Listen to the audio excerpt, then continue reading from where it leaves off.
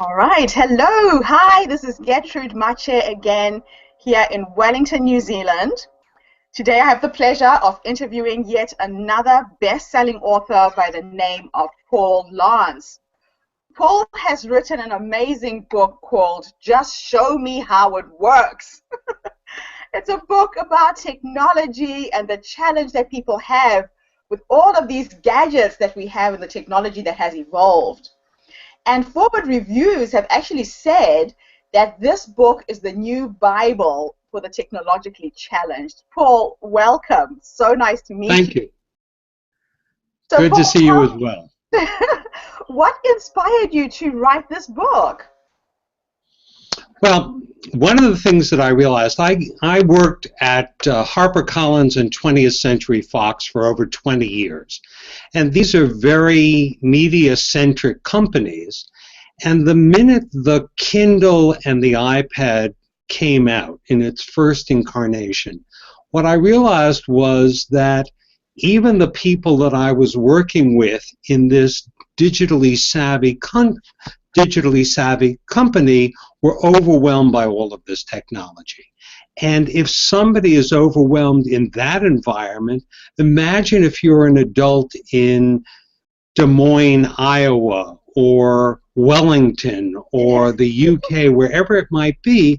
Where do you go for understanding of what it is and how it works? For example, if we were in high school, we could turn around to the person next to us, to our friend, and say, do you know anything about the new Google phone or the new iPhone? And chances are the person would turn around and take out from their pocket one of those phones and say, here, try it, use it, look at it.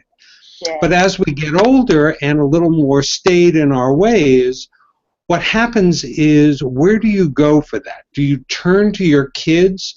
That puts you a little bit at the effect of things. So what I try to do is... I know personally, Paul, that there are days when I'm challenged with, what do you call them, remotes. So there are days when my kids will come home and I'm sitting there with 5, 6 remotes and I'm trying to turn on the TV. And I don't know which one to use and how. Well, one of the things in the chapter, one chapter that I devote is to television and to remotes. One of the things that I suggest is to use the universal remote. Instead of having 5 or 6 remotes around, you usually have one remote with a small number of buttons, and suddenly you can control not just your television and your DVR, but you can also control, with the new ones, you can control your security system, you can control your lights, it's very sophisticated in terms of where it's going. What I want to do is try and explain to people who are overwhelmed by technology what it is and what the advantages are. And if a person says, fine, I understand it and I don't want to use it, I'm 100% behind them. In other words, there are devices that are out there that I have no use for, but at least if you understand what it is, you're not at the effect of this technology, which is becoming more and more prevalent in our society. Okay, so what exactly does your book outline? So we've talked about remotes. What other pieces of technology have you tried to explain? Well, the book really has 4 sections, 4 or 5 sections. The first section is computers, laptops, desktops, the new Ultrabook. What is it? How does it work? What accessories do I need? A little bit about, in other words, what the internet is, how to use it, security, email. So it really concentrates on the computer, if you will, and all of its accessories and the online capabilities. The next section is digital devices. This is the one that most people, when they think of digital technology, they think of an iPod for music, or an iPad or tablet, or a Kindle, a digital reader of some kind. So it covers all of these different devices. Digital photography is another one. And it tells you in very simple terms, this is what it is, and this is how you use it, and these are the pros and the cons. I'll give you a perfect example. If you are a person who loves music, chances are you have an iPod because Apple has a monopoly on digital music. So you're going to want to buy an iPod. Now, if you're new to this and if you're not quite familiar, what I try and explain in the book is the first thing you need to know is iTunes, because that's the hub that Apple uses in order to interface with all of this music and also videos as well. So I explain what iTunes is, and then in very simple steps I say this is how you download iTunes. So it gives the reader a chance to download it, and then I explain what's meant by synchronizing or syncing the iTunes with your device. So again, in very simple steps I explain what it is. By the time you read those number of pages, it walks you through the entire process, not just walking you through, but explaining to you what it is. So I do that with really, I think what I'm hearing from you is it's a very practical guide. It's not theoretical. It's this is how you do it. These are the steps. And as the reader is going through it, you're actually solving a problem for them, correct? Yes, yes, and it is a little theoretical is perhaps the wrong word, but every chapter starts off with this is who should read the chapter and this is who should skip this chapter. As an example, if you don't read, if you're not a big reader, and only read, let's say, 5 or 6 books a year, chances are a device like an e-reader, like the Kindle, is not the device for you. Skip the chapter.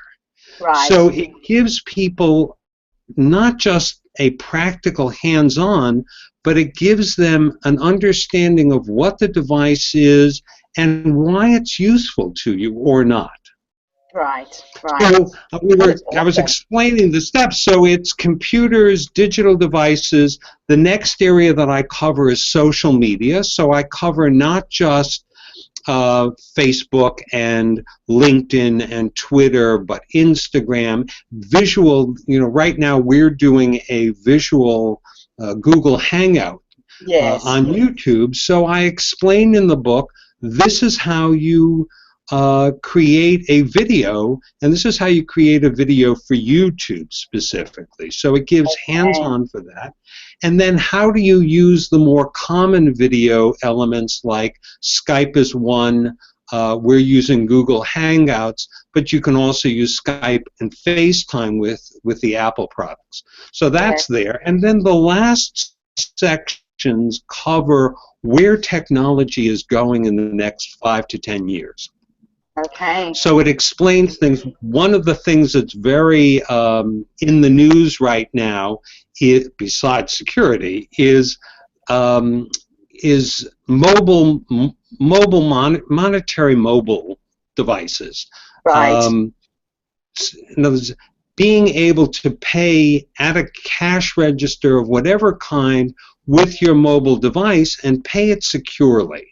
So Apple has just launched Apple Pay. So it's elements like this that I discuss. Smart houses, smart cars, smart things that you wear. These are covered. And then it gets a little more sophisticated in terms of where we're going. For example, Google Glasses is just the start. They now have contact lenses that give you a view of what's an enhanced view of what you're seeing around you. Great way of describing it is if I'm coming to Wellington or if you're coming to Los Angeles, you could use this device and have tours pre-built in so that you don't remember the old days where we had to stick headsets on and you had a little recorder and it walked you from site to site.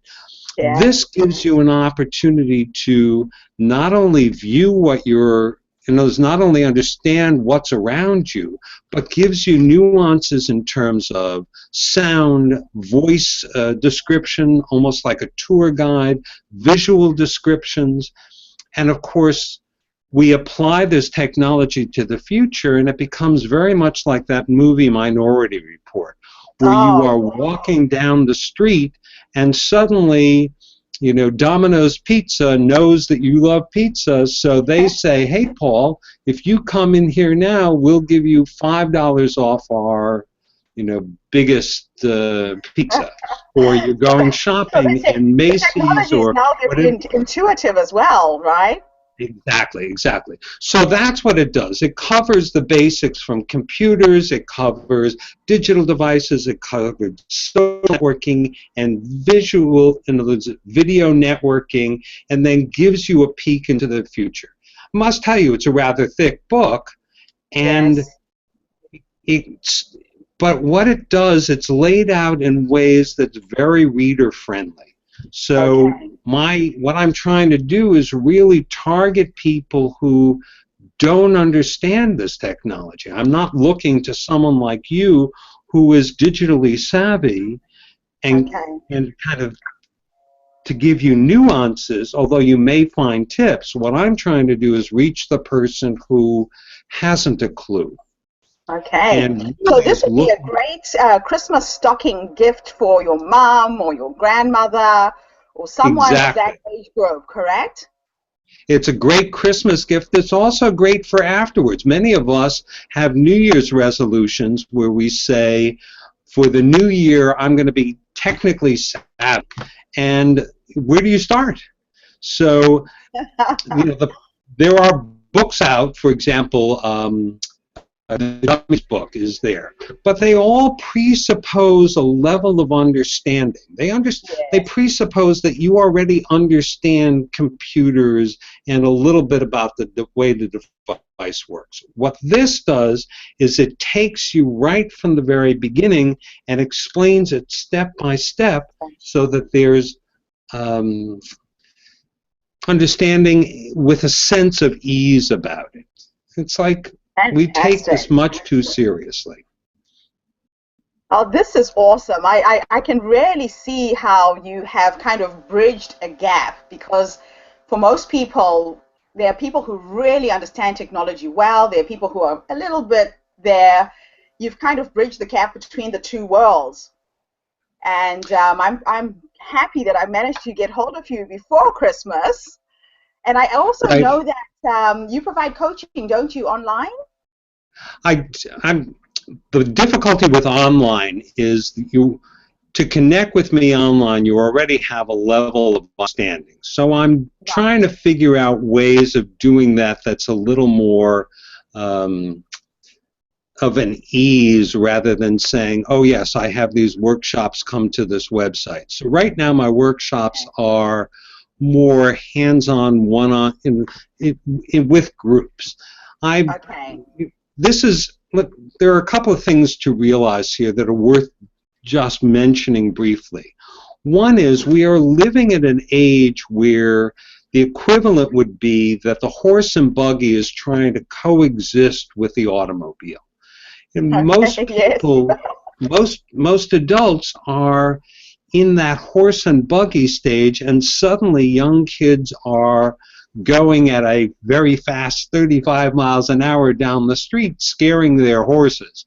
So that's being a little bit flip about it. The truth is that we have um, a digital illiteracy that Yes. is a problem. It is a problem that touches on the old versus the young. I look at the technology that's out there, and I was standing in line at a coffee shop, and there was a young woman who was working her smartphone with a dexterity that I just was in awe of. She was going to different apps, and she was doing what we're doing here, which is in Google Hangout with all the different possibilities. But imagine, as I said earlier, imagine if you're an adult and you just don't understand it, and you don't understand that these devices are not meant to frustrate you. These No, they're actually devices are supposed to really make your life easy. easy They're supposed to make and things easier. enjoyable, but Yes. there needs to be a platform in which you and I and others are able to explain to people it's okay. You know, it's really very simple. The manufacturers are not doing this to confuse you intentionally. And No. once you understand it and use it perhaps once or twice, it suddenly becomes a lot easier. And it is all about practice at the end of the day. Right. Gertrude, I could talk on this for hours. So. And I could listen for hours. Paul, thank you so much for this interview. I'm really It was a honored pleasure. that I managed to connect with you at this level. And just to let my listeners know, the next interview I'll be doing with Paul is going to be about publishing versus self-publishing, traditional publishing versus self-publishing. So Paul, if you just hang in there, I will send you another link, and let's talk about that for a few minutes. Great.